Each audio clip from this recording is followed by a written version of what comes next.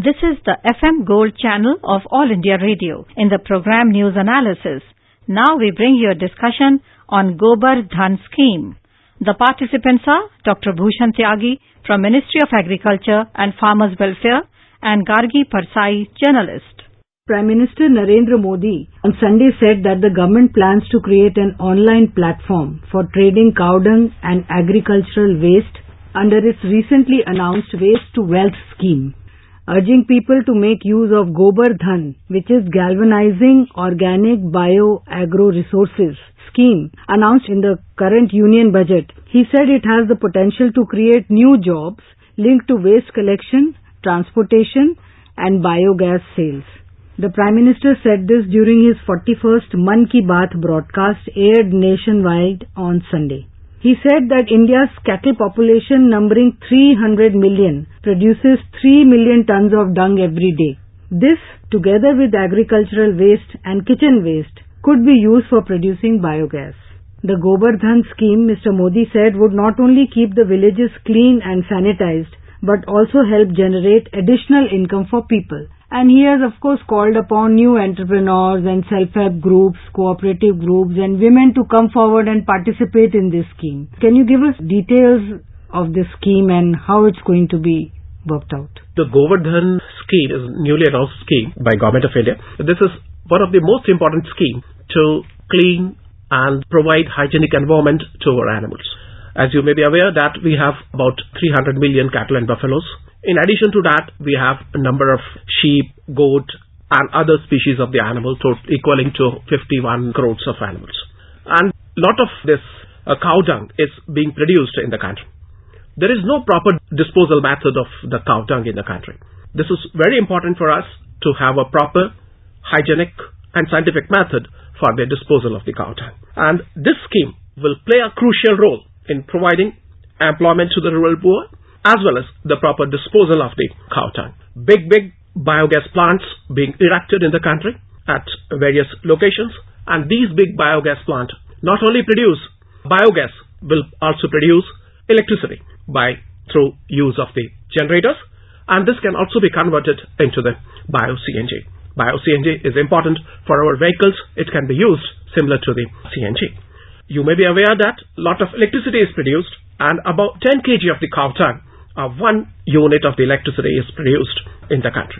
At present, we have the biogas plants which are not working efficiently and properly. Now with the scheme, new biogas plant will be erected under the scheme, and these biogas plants will produce good quality of fuel, good quality of electricity and good quality of bio-CNG.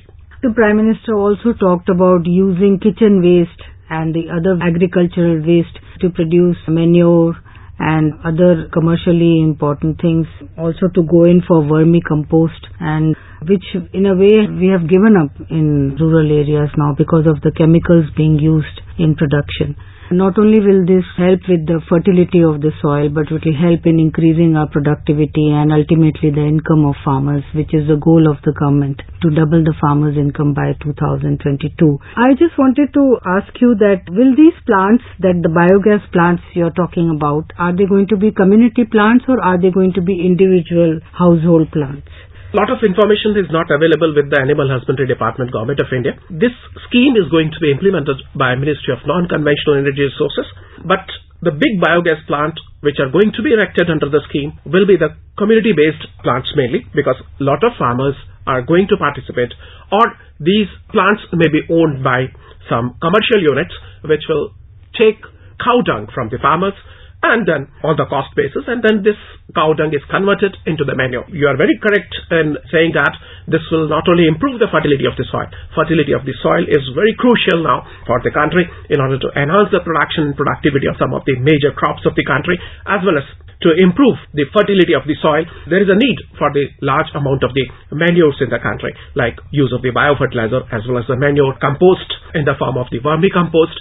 And with this, we not only improve the fertility, we not only enhance the production and productivity of the crops in the country, this will also prevent diseases among the animals in this country. So from what you are saying, at the scale at which we are going to go in for this GOBAR-Dhan scheme, you would require technology, a technology which sustains, a technology which upscales the scheme and a technology that is widely accepted by farmers and by women in the rural areas.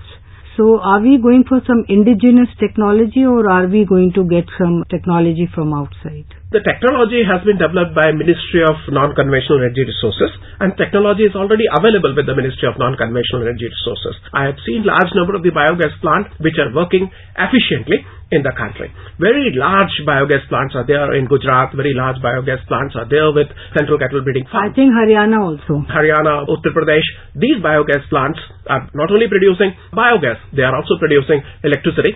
Someone can also visit a biogas plant which is being operated by Uttarakhand Livestock Development Board, their farm in Kalsi. And does this scheme have a subsidy component as normally a scheme which is new? The scheme is going to be implemented by Ministry of Non-Conventional Energy Resources, but most of the schemes of the Ministry of Non-Conventional Energy Resources are having the subsidy components, and subsidy component will be there in the scheme as well, so that more and more farmers are going to participate in the program. In the past, the biogas plants did not really take off because there was no proper upkeep of the plants, and people were not trained into looking after the plants, and once the plants stopped functioning, then people actually lost interest. I'm talking about the 80s. I'm sure care would be taken to see that this is not repeated. I'm talking about training as a component. Okay. Technology has got several dimensions. Technology has improved a lot. Earlier in 80s, the biogas plant which was established got corroded because cow dung is a highly corroded material and it corrodes everything. Now technology got changed and we have better technology, and these plants which are going to be established or which have been established in past 3, 4, 5 years are very sustainable. They provide biogas for a very longer duration and they can be run for years together. So there is improvement in the technology, there is improvement in the skill of the people who are running these biogas plants, and very high level of the technology is available with Ministry of Non-Conventional Energy Resources.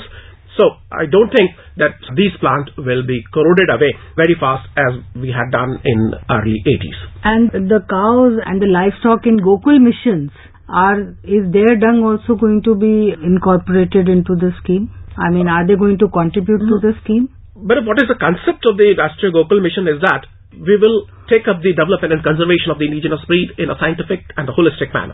And there is a component for establishment of the Gokul Gram, and Gokul Gram is a self-sustainable concept. In this, we have the sheds for managing around 1,000 animals.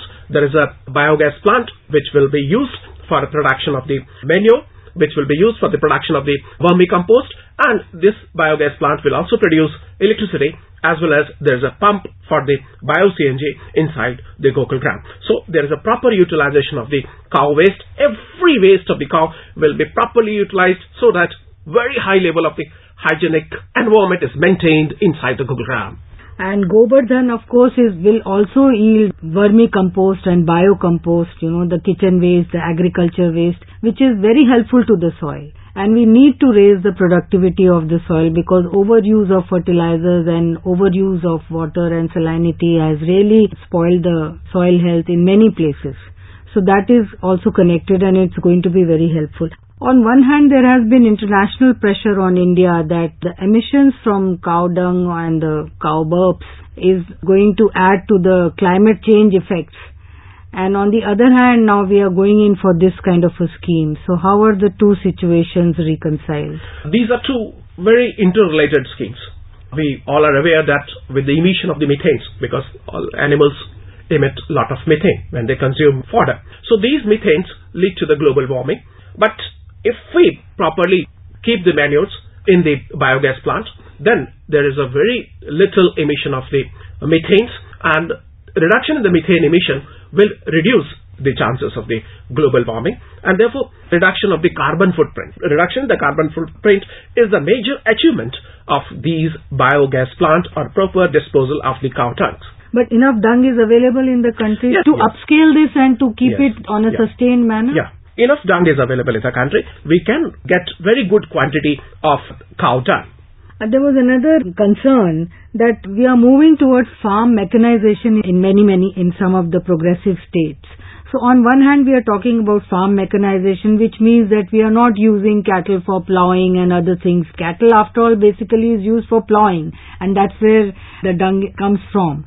But if we are moving towards farm mechanization and moving away from using cattle for plowing, then how do we manage the sustainability of GOBAR-Dhan? Nowadays, cattle is not kept for the draught purpose. Now, cattle is being kept in the country for the production of milk. And we are the leader or number one in the world in the milk production. We are producing 166 million metric ton of the milk, and 19% of the total milk of the world is produced by India. So we have large number of animals, and we have sufficient quantity of the cow dung in this country, by which we can manage these biogas plants, which are going to be established under this newly formulated GOBAR-Dhan scheme. Simultaneously, we will need to work on fodder also. Because if cattle is given good fodder, and we sometimes find that when we meet drought situations, then the first thing is that the fodder is not available to cattle who are left to graze in the fields. And I think not enough attention has been paid to really nutritious fodder for cattle. Do you have any views on that? At the Government of India level, several number of the schemes have been formulated so far to enhance the fodder production in the country. We are implementing National Livestock Mission, under which assistance is being released to the states for enhancing the fodder production. Actually, we are deficient in the fodder, and we are deficient in the concentrate as well. We are deficient in fodder by about 35%. To enhance the fodder production, Mission Mode program is being implemented by the states as well as by Government of India, under which funds is being released to the state. One more important thing which you are asking about, the mechanization. The mechanization is very essential for us to maintain the productivity level. But it doesn't mean that it will reduce the cattle population in the country. The cattle is now being reared by the farmers for the milk production. Also, the programs are there to enhance the production and the productivity. One more thing which I want to inform to my farmers is the sex-sorted semen production. With the use of the sex-sorted semen production in the country, there will be definite increase in the female population. There will be an increase in the female cattle population, and this will lead in turn to increase in the milk production and the productivity of the animals. So the scheme galvanizing organic bio-agro resources has a lot of potential. It has potential for giving us, as they say, productivity from waste. It has potential for giving us value from gobar, from dung. It has potential for improving the soil fertility. It has the potential for giving employment to people. It has the potential for mainstreaming women who are working in self-help groups and cooperative societies to really participate in the scheme in a big way. And most of all, I think it has the potential to bring employment to people. When you say that there will be people who will collect dung and they will bring it to the center and they will bring it to the biogas centers, I think the slurry of biogas also has use. Every part of cow dung is very useful for the humankind. It's not only used in the field as a manure, vermicompost, or its slurry is used in the field to enhance the productivity, to improve the quality of the soil, as well as the other parts of the biofertilizer or the manures can also be used in controlling the insects. Slurry can also be used as insecticides, and the cow dung can also be used in production of the electricity, in production of the biogas. So we are getting advantage in terms of the clean energy for the villages without any pollutant. Then there is a production of the manure, which is very useful for our fields. This can also provide a hygienic environment to the people living in the villages, because there is no proper method for the disposal of the cow dung. With the introduction of this scheme, there will be a proper and scientific method for the disposal of the cow dung. On one hand, we have defecation-free villages. On the other hand, if we have cow dung lying around in the villages, it really defeats the purpose. So if this can be taken care of, then our villages can really be swachh and hygienic. It's again as part of Digital India, that there will be a portal on which all information will be available on how much cow dung is available and what rate it is selling. So it is really a scheme to look forward to in the villages. Thank you. Thank you. You were listening to a discussion on GOBAR-Dhan scheme. The participants were Dr. Bhushan Tyagi from Ministry of Agriculture and Farmers Welfare and Gargi Parsai, journalist. The program was produced and presented by the News Services Division of All India Radio. This program is also available on our website newsonair.nic.in. You may email your opinion about this program at airnsttalks@gmail.com.